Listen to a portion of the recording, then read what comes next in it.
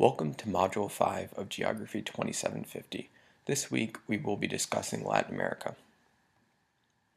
So here's the word cloud that we generated from your responses from Carmen. Some of the things that came to mind when you thought about Latin America included cultural attributes, like language such as Spanish, and also other things part of everyday life including soccer, spicy food, music, things like that. You also thought of the climate there, which we generally think of as being hot and warm. And also, you discussed several major regions or subregions of Latin America as well as states. So this includes South America, but also Mexico and Brazil and the Caribbean islands. So Latin America, where does the term Latin America come from? It comes from the French, who wanted to discourage British interest in the region and justify their own. The French asserted that the shared Romance languages of Spanish, French, and Portuguese were the defining characteristic of the region. However, having read the textbook, I'm sure you may be thinking that, well, this isn't quite true. This doesn't include everybody in Latin America. So, what's wrong with this assertion and who's included and who's left out? Right off the bat, I'll tell you that a major group or groups of people that are left out are, of course, indigenous people who continue to this day to speak a language other than one of the Romance languages. So there are three major subregions of Latin America. The first being Mexico, second being Central America, and third South America. Now, Mexico and Central America are, of course, technically part of North America, but when we think about just Latin America, we break these into two separate subregions. First, we'll start with North America. So North America, or the Mexican subregion, includes the entire country of Mexico. However, when we think about what Latin America is and how it's defined, if it's primarily defined as language or culture, then we may have to think about whether or not that includes parts of South Florida where there are large Latino and Hispanic populations and where Latino culture and Hispanic culture is very prevalent. And then also parts of the southwest U.S., going all the way from Texas west to California, where again Hispanic and Latino culture plays a very important role in everyday life. And remember too that these areas were actually part of Mexico going back more than 150 years ago. So second, we have Central America or Middle America, and this also includes the Caribbean region. So this includes countries from Guatemala and Belize all the way south to Panama, and then includes the numerous Caribbean countries. And finally, there is South America.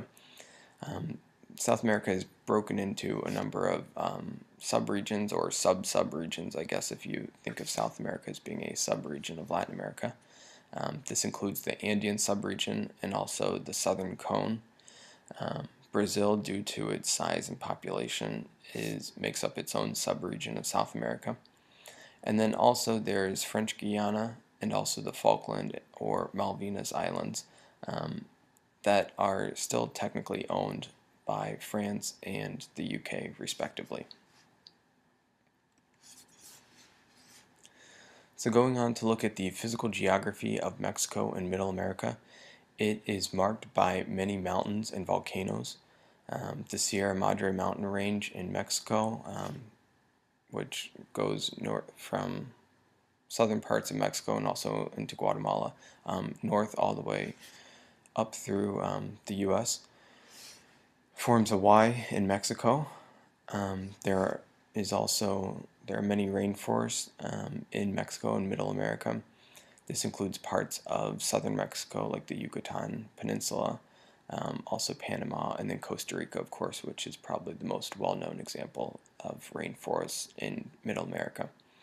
And third are the many deserts that are prevalent in Mexico. This includes the Sonoran deserts and also the Chihuahuan deserts. And if you want more information about the physical geography of Mexico and Middle America, of course, refer to your textbook. This is just a quick overview. Next, we turn to the physical geography of South America. So, like Middle America and also Mexico, there are many mountains and volcanoes in South America. The most prominent are, of course, the Andes Mountains, which are more than 5,000 miles long and have a high point of more than 20,000 feet.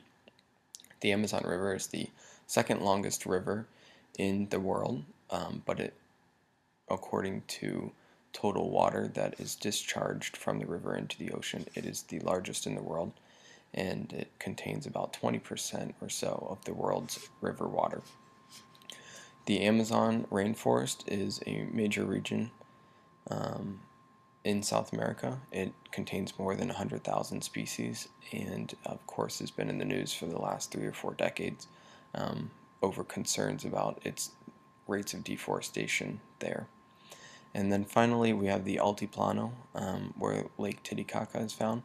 Altiplano translates into high plain, and this is a region in the Andes Mountains on the border of Bolivia and Peru.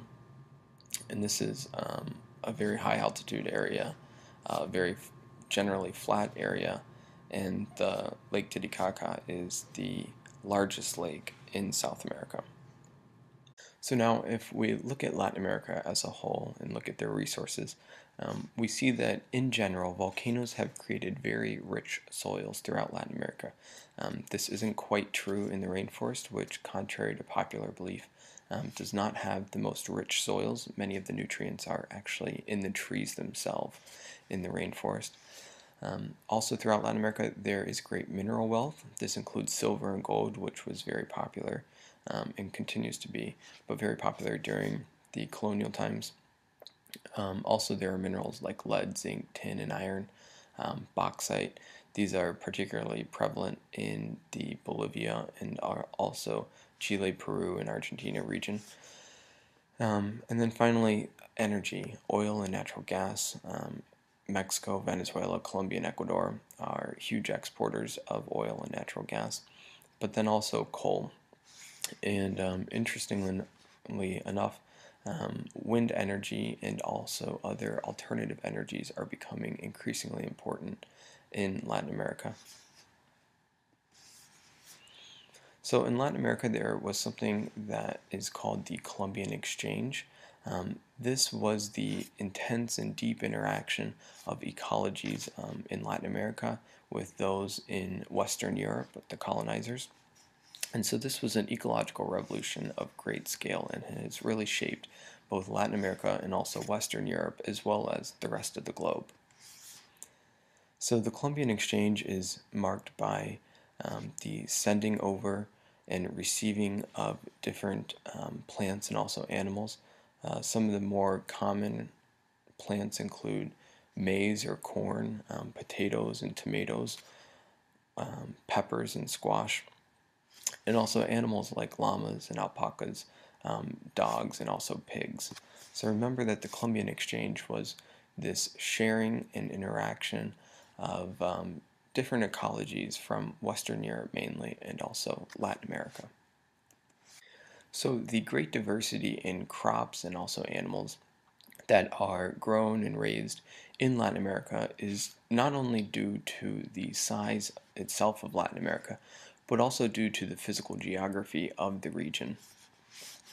So here we have a figure from the book that explains more or less, generalizes the different altitudes that exist throughout Latin America and what kinds of plants and animals are raised and grown in those different altitudinal ranges.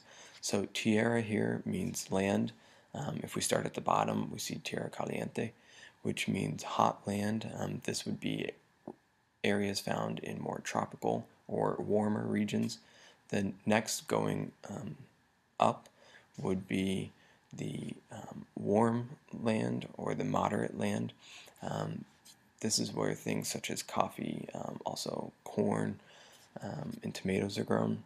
Going up again at a higher altitude, we have cold land, and then we have finally frozen land. So now we turn to some of the more well-known indigenous civilizations in Latin America's history. First we have the Maya civilization. It had a peak population of about 2 to 3 million people, and it began approximately in 3000 before the Common Era, and its classic period lasted about 600 before the Common Era until about 800 in the Common Era, so more or less for about 1400 years. And the Maya more or less existed in present-day Honduras, Guatemala, Belize, and also the Yucatan Peninsula in Mexico. Second is the Aztec civilization. Its peak period was between about 1300 in the Common Era to about 1521 in the Common Era. Its capital was Tenochtitlan, which is present-day Mexico City, and at its peak it had about 200,000 people living in the capital city, which made it the largest city in the world at that time. And I'll talk a little bit more about Tenochtitlan later on. The Aztecs encouraged or mandated what is called a tributary empire, which this encompassed more than 500 city-states. And what occurred in the tributary empire was that smaller city-states or places that were under the rule of the Aztec had to pay a certain amount of tribute to the empire every so often. And then finally, in Latin America, we have the Inca civilization. This existed rose approximately in the 13th century, so about the 1200s in the Common Era, to about 1533 in the Common Era. It occupied what is the Andean region, so this includes Ecuador, Peru, Bolivia, parts of Argentina, Chile, and Colombia in the present day. And this was the largest pre-European empire in the Americas. So a couple of things not on the slide that I want to point out. First of all is what is called the demographic collapse. And so when the Aztec and the Inca were quote-unquote discovered by Spanish colonizers and other colonizers, or the conquistadors, what occurred was about 75% to 90% of the population was actually killed off by the introduction of various diseases that the indigenous did not have immunity to. So that's one thing. And the second thing would be the pristine myth. And this is the wide-held belief that Latin America was this pristine environment before the 1500s or so, before the Spanish conquistadors arrived. This is the myth that it was this virgin, untouched land, untouched by humans. However, we know today that this is largely untrue because of the extent of these populations. So the Maya, the Aztec, the Inca, and then also hundreds of other indigenous groups throughout Latin America had a great influence on the environment. Often they practiced smallholder agriculture, and so they were able to shape the environment, use the environment to their advantage to promote and to increase their population. Another term of great value is what is called a cultural hearth. And this is these are source areas from which radiated ideas, innovations, and ideologies that changed the world beyond. So here we have one example is Cusco, Peru. This is one place or one area where the Inca were present. And this represents one of the multiple cultural hearths of the Americas due to innovations in agriculture, ideologies, and then also just the ideas that were shared with the Spanish and then emanated throughout the world. So two of the other cultural hearths in Latin America include the Maya and also the Aztec. The Maya again being in the Yucatan Peninsula of Mexico and also Central America. And then the Aztec being in Tenochtitlan, Mexico, which is present-day Mexico City. So some of the examples of innovations here, this slide shows terrace agriculture, which became very important in Latin America. So as the crow flies, only if you go a couple hundred feet or maybe a mile or so, the altitude really increases drastically. And so what the Inca did was they developed terrace agriculture, and so this prevents erosion, soil erosion, and also allows for cultivation of various crops on steep slopes. And what this did was it produced surpluses of our agricultural goods that were sufficient to support the complex stratified society of the Inca Empire. Another example of an innovation is Aztec agriculture and city structure. So the Aztecs developed what are known as chinampas, or floating fields or gardens for agriculture. So Tenochtitlan was located in the middle of a large lake, and what the Aztec did was they used soil, built up soil in this lake to create these floating fields of sorts that were well watered, and then also the water in the soil provided all the nutrients that were needed to grow the agricultural crops. And the city structure of Tenochtitlan is remarkable in that it is this very, basic, or what we consider basic today, circular city structure, and at the core of the city was the empire itself, so the ruling party, or the royal family, and then radiating out from that were the various groups of people, the classes of the empire. So of course, as I mentioned earlier, there were of course many colonial influences in Latin America. Here, this map just shows more or less, generalizes some of the colonial influences in the southern U.S. and also Mexico, Middle America, and the northern part of South America. So of course, Spain in red plays the greatest role in influencing Latin America. France plays a much smaller role, but still significant, and it's located in blue, and it colonized parts of modern-day Louisiana, so of course New Orleans, and then also Haiti, which is located here in the Caribbean. And then third is Britain in yellow. Britain was able to colonize very small parts of Latin America, both in the Caribbean and then also in Mexico and Middle America. So there is Belize, and then also parts of Honduras and Nicaragua that were colonized by the British, and that is why English is spoken by most Belizeans today, and then also by various groups in Honduras and Nicaragua. So Spanish colonialism, like I said, had the largest influence in the region spatially.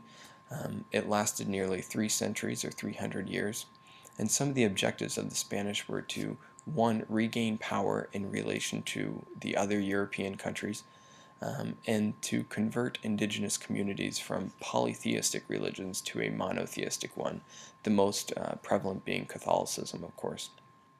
And it's important to note that Spanish colonialism began in Mexico in the 16th century, when Spain actually had very little economic, political, or military power in Europe. So colonial control, what happened was that there were some alternatives to formal or typical lawmaking. What the Spanish colonizers did was they built enormous churches on top of the Aztec city of Tenochtitlan, and so now many Aztec pyramids have churches built on top of them to this day. Also, along with churches came Spanish officials that were appointed by the crown. So these Spanish officials replaced local indigenous leaders and, of course, the rulers, the Aztec rulers. And after the Spanish gained control of the Aztec city, they then moved outward from the city, and they redefined land distribution as they went and colonized northern parts of Mexico, and then also south from Mexico through Middle America.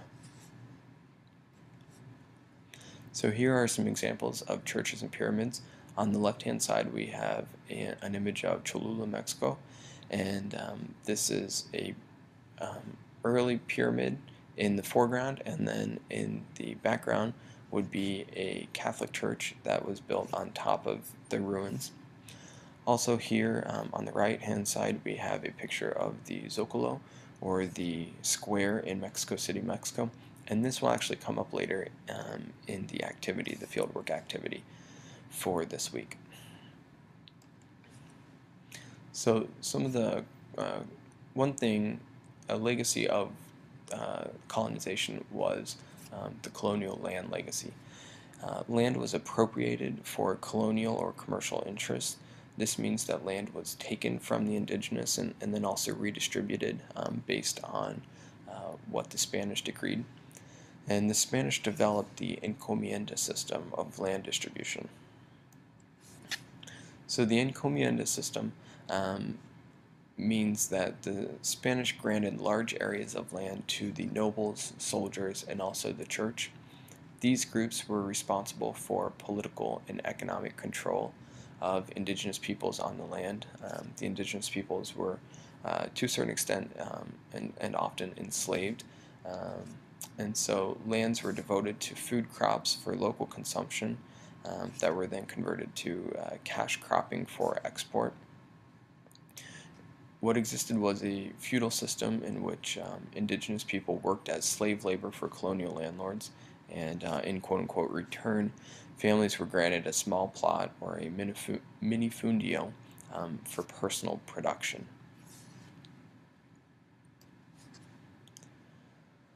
So independence began occurring in the 1800s, and one of the first things that many nations attempted to do after securing independence was redistribute the land in their country. And so you may be asking why.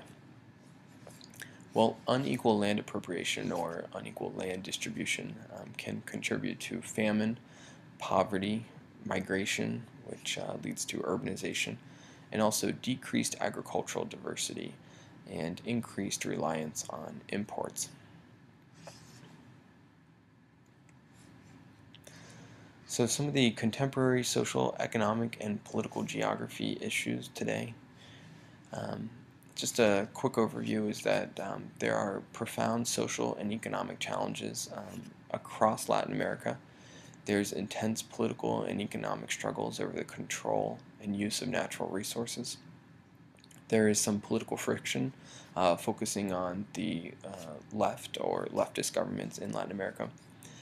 And Latin America, sadly, has the highest income inequality of any region throughout the globe. So there are extremes of wealth and poverty. So due to its vast number of natural resources, huge population size, and also extent of land, Latin America is politically a very important region. And over the years, since the 1800s when Latin America declared independence, it has been the center of many coups, clashes, and criticism. Of course, I'll just touch briefly on some that have occurred since the 1950s. Cuba, of course, there was the overthrow of the Batista government in Cuba by the Castro brothers. In Nicaragua in the 1970s, there was the overthrow of a dictatorship by a left-leaning government, the Ortega government, which is once again in power today. In El Salvador and Guatemala, there were gruesome civil wars that resulted in the deaths of hundreds of thousands of people, mainly indigenous people and also rural or campesino individuals. And more recently in Venezuela and Honduras, in Venezuela there was an attempted coup to oust Hugo Chavez when he was early on in his political career, and in Honduras the left-leaning President Zelaya was ousted by elites, business and political elites in his country in Honduras in 2009. And so it's worth noting, and this figure from the 4th edition, and also there is the same figure in the 5th edition, show that the U.S. have played a critical role in some of the political instability and political unrest that has occurred throughout Latin America. So if you're interested in learning more about this, please contact me directly. I'd be happy to share materials with you, as this is something that I find really interesting and love to learn and read about. But due to this being a survey of Latin America, I can't spend a whole lot of time on it. So another issue that is related to politics in Latin America is the drug trade, and I will be including a reading, a very short reading that just came out this year, and it's written by two geographers from Ohio State, as well as a few other geographers. But what this article does is it links the drug trade that is occurring or occurs in Latin America to deforestation issues in Honduras specifically, but it has ramifications for all of Latin America too. So moving on to economic development, Latin America primarily is marked by a deep dependence on the primary sector or resource extraction, something that was proposed in the 1930s to 1960s is called import substitution. So what import substitution did is, just as the name indicates, is that Latin American countries really tried to substitute imports with items, commodities that were made in their countries. So what this did was it put tariffs on imports. It also put limits or quotas on the number of imports. And then also there was a focus on the national within the global marketplace. Also, there was government investment in new industries, especially manufacturing, so that individual nations could make or manufacture what they needed in the country. This, of course, stimulated growth in the local industry and labor, but it lacked integration with the larger global economy. Something that is of great importance, a theory that is of great importance, is dependency theory. This was proposed in the 1950s by Latin American economists, and I talked about this briefly a couple of modules ago. So I'll just touch on it again here because it is so important to Latin America. Dependency theory was proposed as a reason for underdevelopment, which Latin American economists believed was an unnatural phenomenon that was caused by capitalism and also colonialism. So poorer countries, for instance those in Latin America, were believed to be drained of natural resources at the expense of developed or core countries. Remember the concept of the core country. And those developed and core countries were mainly the US and Western Europe. So dependency theorists believed that the only way to develop itself was to drop out of the formal economy, the formal global economy, and become self-sufficient. However, poor countries, of course, rely on exporting their materials elsewhere, even if they are natural resources and result in relatively low incomes. They play a very important part in the country's overall gross domestic product, or GDP. And so this theory, of course, does not explain how certain Asian countries were able to increase their GDP, and that's something that we'll talk about later on when we get to the modules relating to East Asia in particular, and also Southeast Asia. So because of dependency theorists, many Latin American countries began pumping large sums of money into industrialization. This included sectors like manufacturing, but also infrastructure and infrastructural improvements. This occurred in the first half of the 1900s and then proceeded to about the middle of the century. And at this time, the economies of many Latin American countries were growing at unprecedented rates. So in the 1960s, many Latin American countries began and continued borrowing money at very high interest rates, and they thought that they could repay these loans from U.S. and also other backers because of their growing economies. However, with the 1970s and 1980s, there was a regional and global market slump, and so this produced unprecedented debt in many Latin American countries. And this debt was so large that these countries virtually could never repay this debt. It was much larger than their GDP, so they could never afford to repay it. In Brazil, there was a debt of $111 billion, Mexico, $104 billion, and in Venezuela, $33 billion, just to give you an example. And the 1980s then became known as the lost decade because it was a decade that it just became virtually impossible for these Latin American countries to continue to grow and to continue to improve. So what were some of the solutions? Well, of course, the U.S. and the International Monetary Fund, or the IMF, had plenty. So in the 1970s and 1980s, you see an increase in neoliberal policies, or neoliberalism, in Latin America. This was the belief in free trade and also reduced government. Neoliberalism promotes reducing subsidies, privatization of formerly publicly owned entities and corporations, and also removing barriers to trade. As part of neoliberal policies in Latin America came about the structural adjustment policies, or SAPs. These were introduced by the World Bank in Chile in 1973, and at this time the left-leaning government in Chile was overthrown by a right-leaning individual, and also the military, which was backed by the U.S. And by the 1980s, SAP spread to the rest of Latin America. The overall goal of structural adjustment policies was to increase exports from poor countries so that they would have money to pay off loans. And SAPs in Latin America typically required the removal of subsidies, reduction of labor union power so that wages would decrease, or at least they would stay the same, the devaluation of currency, cutting spending on social services, eliminating barriers to foreign multinational corporations and also trade. So really opening up the country to foreign multinational corporation investment and also international trade. The privatization of national assets, deregulating businesses, decreasing wages, as I said, and also restricting credit and interest rates. So some of the results of SAPs in Latin America include reduced inflation and debt in a number of countries.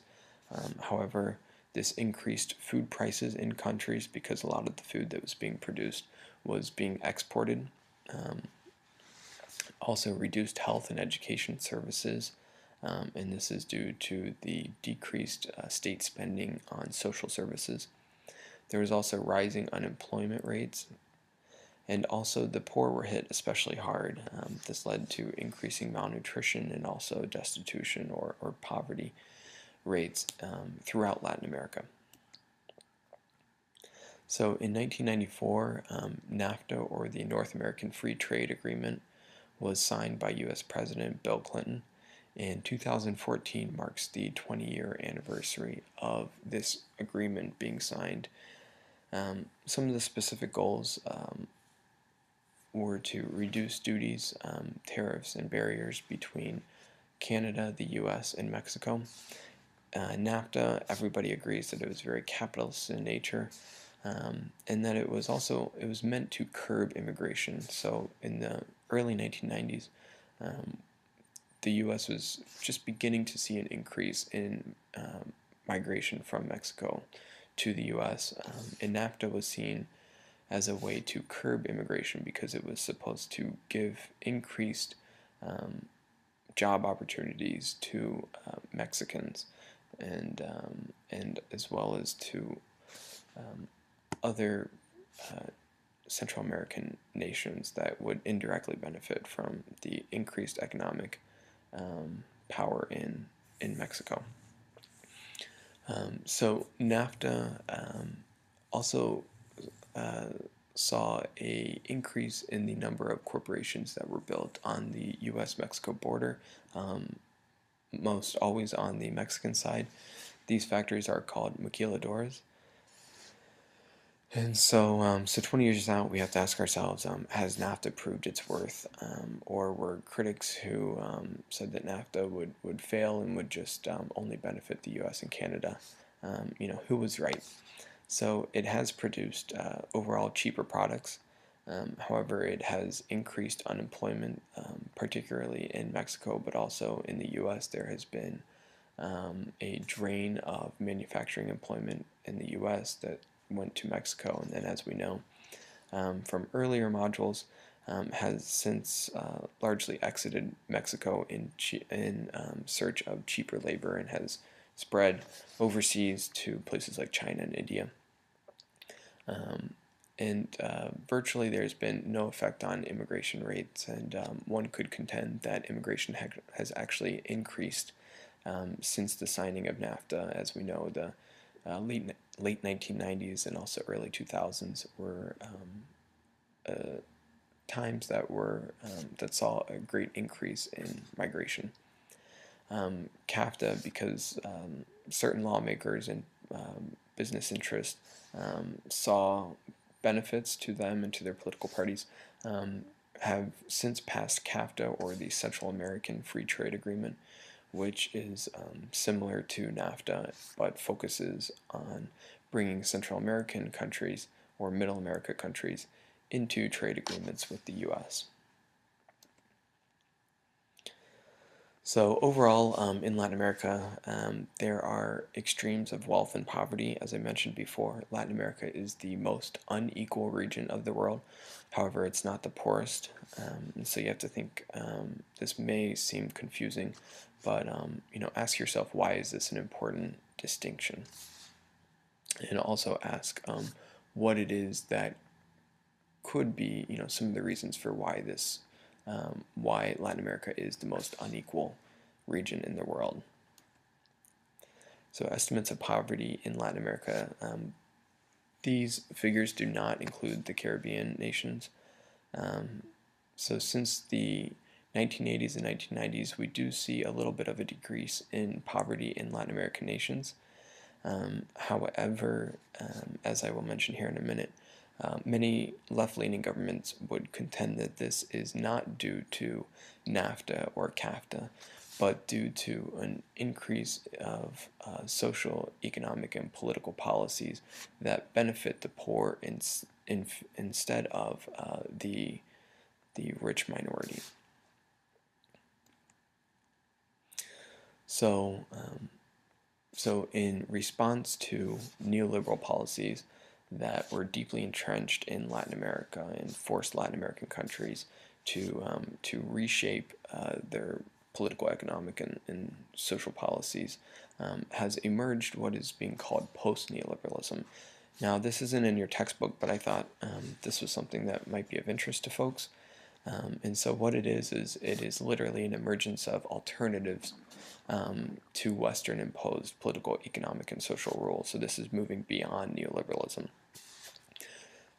Post-neoliberal governments include countries like Venezuela, Bolivia, Ecuador, Nicaragua, and also some smaller countries in the Caribbean nations, such as Grenada. In these countries, what they do is they focus on regional trade and also political alliances. So they're working amongst themselves to better the political, economic, and social picture in their countries.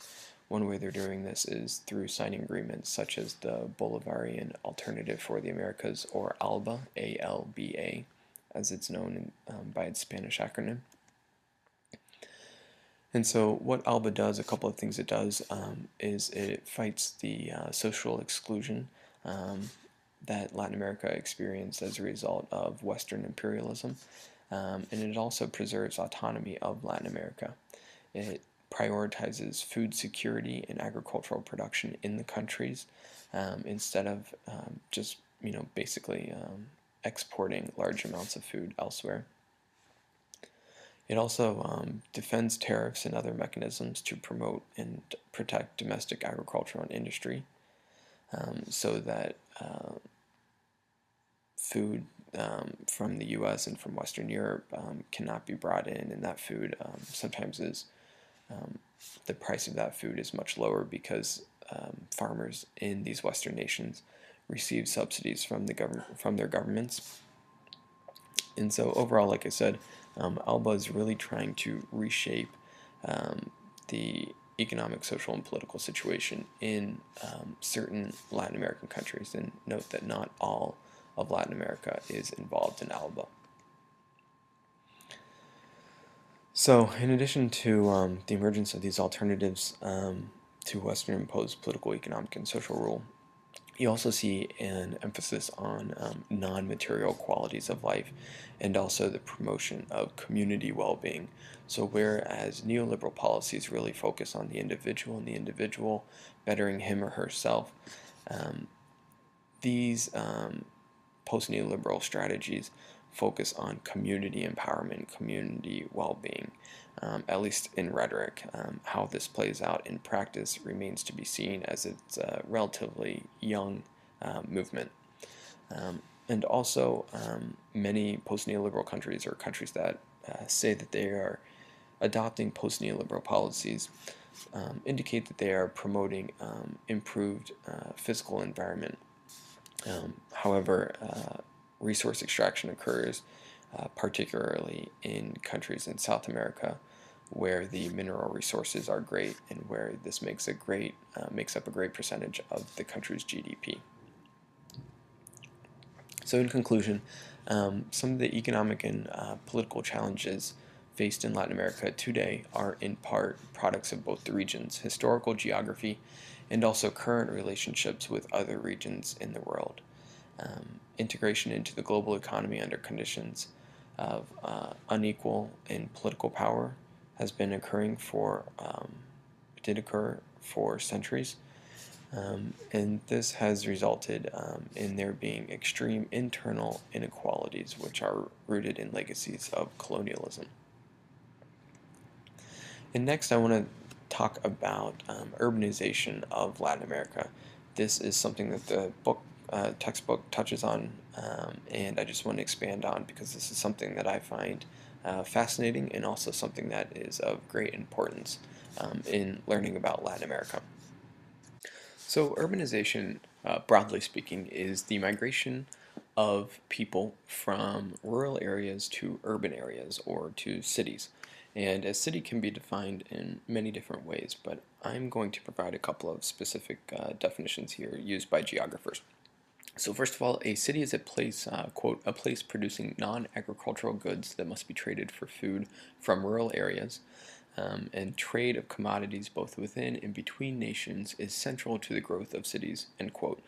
And then also a more technical kind of definition is that, quote, cities are constituted through dense networks of interwoven socio-ecological processes that are simultaneously human, physical, discursive, cultural, material, and organic, end quote. And this latter quote really touches on a city being just more than brick and mortar. It's something where humans come together with the physical, a particular cultural, material aspects are present, etc. So historically speaking, during colonization of Latin America, cities were mainly inhabited by wealthy Europeans. Cities were the economic, social, and political hub of activity for a country, and they were characterized by a central business district, or CBD, as shown here in this figure.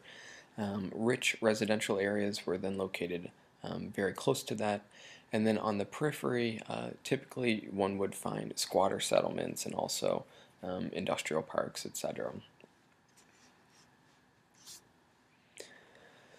So, as I said, Latin America is very urban, and urbanization is a very important phenomenon in Latin America. So, in Central or Middle America, countries like Belize, Guatemala, Nicaragua, Panama, etc., those places are about 50% urbanized, but they are continuing to increase in urbanization overall. And in South America, rates of urbanization are actually much higher. So in countries like Argentina, Chile, Venezuela, Uruguay, etc., um, urbanization rates are as high as 90%. So overall, the average for South America is about 90%. And I'll tell you too, globally, that the world is about somewhere between like 50 and 55% urbanized. We just reached the 50% mark in like 2007, 2008 is what the United Nations estimates. So on the right hand side of this slide, we have a cartogram, and I hope you remember this from earlier modules. So what a cartogram does is it takes a set of data and then changes the map to reflect the differences in values that exist spatially in a given area. So this, of course, is a map showing urbanization rates in Brazil. The gray part here is the outline of northern and also western Brazil. And then what we have here is these green kind of cancerous, tumorous looking things are the major cities of Brazil.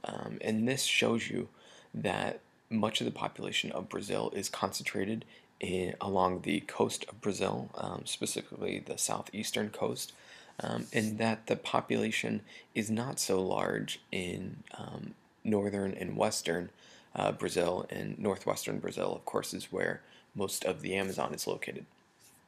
So again, just to reiterate, cities like Sao Paulo, Rio de Janeiro, Belo Horizonte, etc., are where a majority of Brazil's population lives.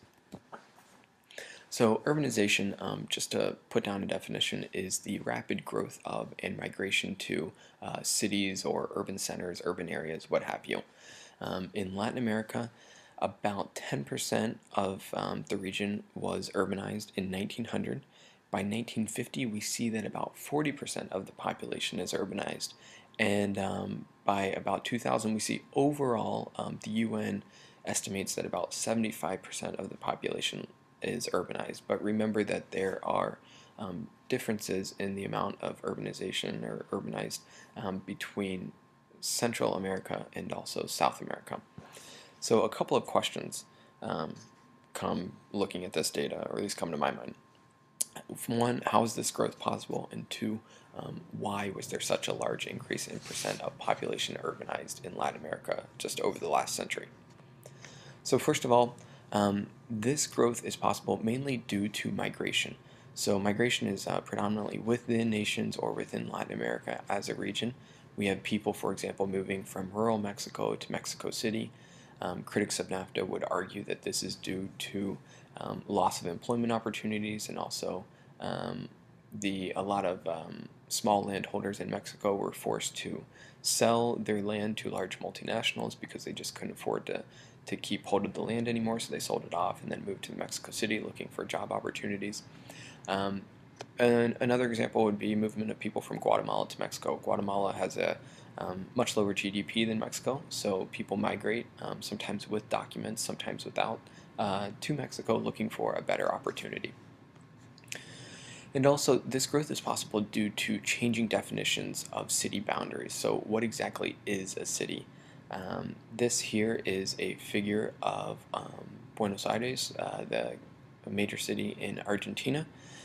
So we can see this kind of caracol or shell shape figure is that you have neighborhoods and towns which were formerly outside of Buenos Aires were redefined as city suburbs, and this is due to any number of reasons.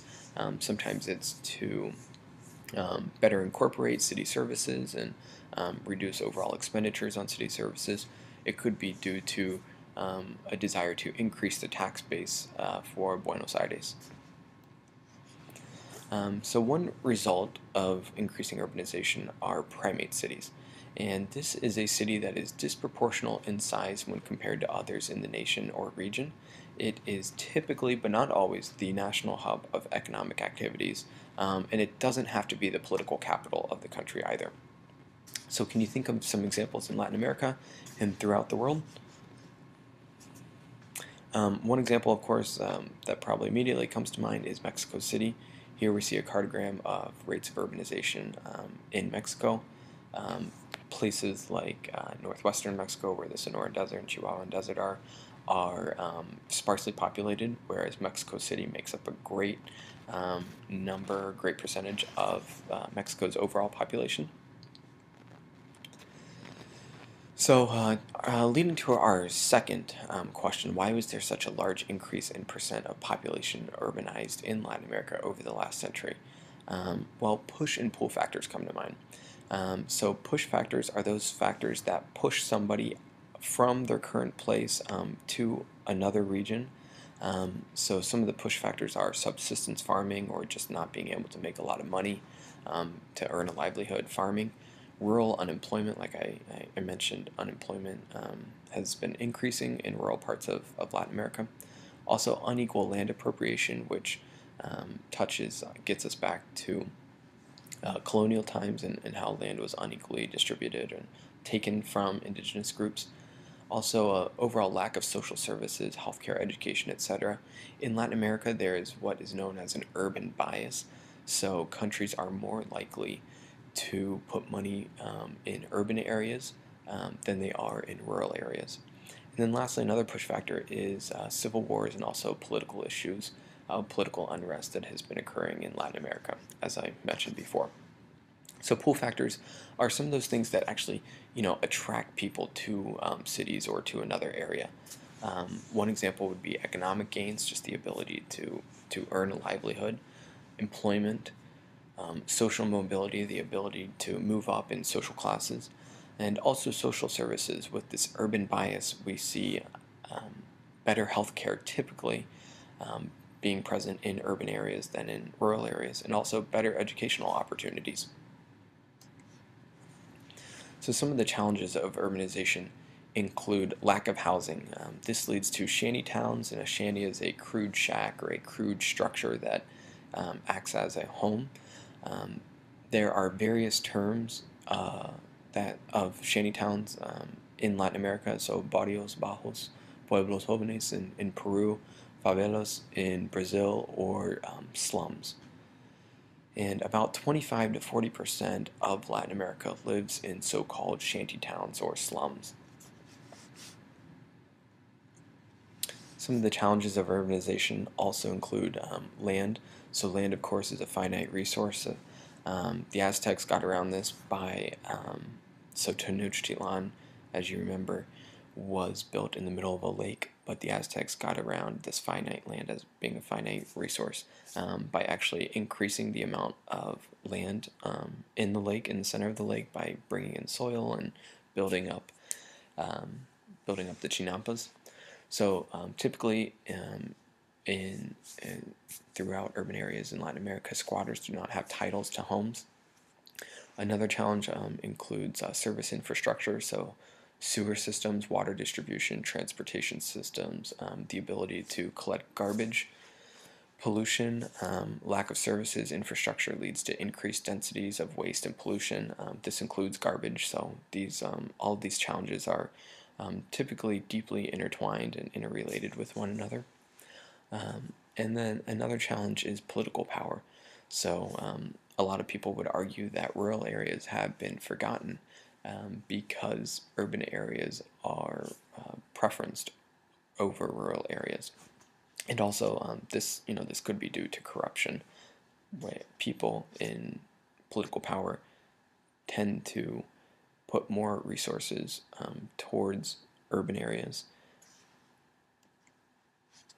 So here is a figure that shows some of the number of people living in slums around the globe, and here, of course, we have the Latin America and Caribbean region. So we see that approximately 500 million people live in slums. Okay, so overall, about 32% of the people who live in urban areas live in slums, and this UN estimate is that about 76% of Latin America overall actually live in urban areas. So some of the characteristics of slums include a lack of basic services. substandard housing or illegal and also inadequate building structures. Typically, slums are characterized by overcrowding and a high density of people in very small areas, unhealthy living conditions and hazardous locations due to overcrowding and also lack of basic or infrastructural services. Many people who live in slums do not own the land that their home is located on. So this leads to insecure tenure. They can be evicted at any time by political elite or other people who own the land. And this leads to the explosion of irregular or informal settlements. Slums are typically characterized by poverty and social exclusion. Because people live in slums, they are often excluded socially and politically and economically. And also, there is a minimum settlement size, and I do not know this number offhand, but slums are often thought of as a neighborhood. It's not typically a house or two. It is a much larger grouping of homes. Some examples of slums in Latin America include Mexico City, where about 50% of construction in the city is designated as self-help construction. And so people here use any materials available to them, such as cardboard, aluminum, brick, tarps, etc. In Mexico City, pollution is also a huge issue. This is another problem of urbanization. About 92% of the time, particulate matter in the air is high enough to impact respiratory health or people's ability to breathe and to function. This is both due to the physical geography and also due to the large increase or large number of people living in the city. But in the physical geography, Mexico City is actually surrounded by mountains, and so these mountains prevent adequate movement of air that would normally move the pollution out of the city and create or alleviate some of the issues there. So what lawmakers did to reduce the pollution issue in Mexico City was that they came up with a 6-day per week driving policy. So what it did is it randomly assigned 1 day per week that you were not allowed to drive to the vehicles. However, this has had no effect on the pollution, because what people did was they ended up buying a second or third car to ensure that they could drive all 7 days of the week, and so that they would not be restricted by this policy. So other examples of slums or shanty towns in Mexico would be Tijuana, where I happened to live for a summer. And in the bottom right hand or bottom picture, you will see the ubiquitous maquiladoras or industrial parks, large factories that are present all around Tijuana, especially close to the U.S.-Mexico border. And these are a product of NAFTA. Another example of slums and their prevalence in Latin America is Rio de Janeiro. Rio de Janeiro contains about 38% of the national population, and it is the cultural and also the media center of Brazil. However, it's an example of a primate city that is not the political capital. The political capital of Brazil is Brasilia, which is located in the interior of the country, more kind of in the center of the country, more or less. Here I included some images that you may think of when you think of Rio de Janeiro, because these are images that are most frequently put out in the media and elsewhere. In the top left you have beaches, and Rio de Janeiro is known for its beaches. The right hand side you have a picture of the Christ the Redeemer statue that overlooks Rio de Janeiro, and you also have pictures of the skyline, and so it is promoted as being a very modern and also rich area. And the bottom left is an image of just a very modern neighborhood near the center of the city. However, what is typically not represented in the images of Rio de Janeiro, or what we think of when we think of Rio, are favelas or slums there.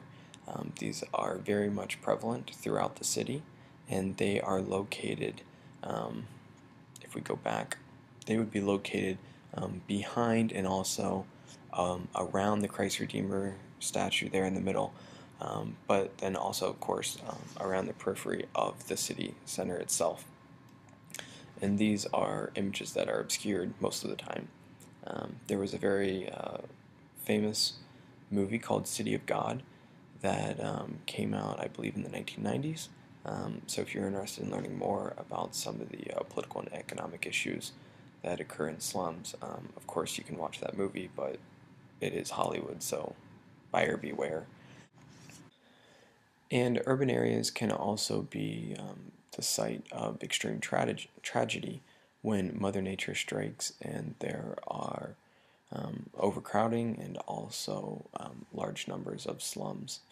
So in the bottom left hand, or the left hand side of the screen, we have two images from Managua, Nicaragua. It suffered a devastating earthquake just a couple of days before the new year in 1972. About 90% of the city center was destroyed and approximately 10,000 people were killed by this earthquake. And then much more recently, you may remember that in 2010, there was a devastating earthquake in Port-au-Prince, Haiti. Estimates are that over 100,000 people were killed, and many hundreds of thousands of people were displaced by this earthquake. Some of the contributing factors to the high level of deaths and displacements were that both in Managua and Port-au-Prince, many of the structures were built either illegally or inadequately, and there were many slums that were destroyed in both of these cities, and as a result, after each, there has been an increase in slums because people need a place to live, and adequate structures cannot be built quickly enough. Also, they often cannot be afforded. So lastly, this comes from the United Nations. This figure shows some of the contributing factors to slum formation. So at the top we have income inequality, we have lack of economic growth, and also in-migration. This leads overall to poverty, and if you combine that with a lack of affordable housing, you have slum formation. So that's all for this module. Please complete the appropriate assignments and also do the additional readings and watch the additional material included on the course schedule.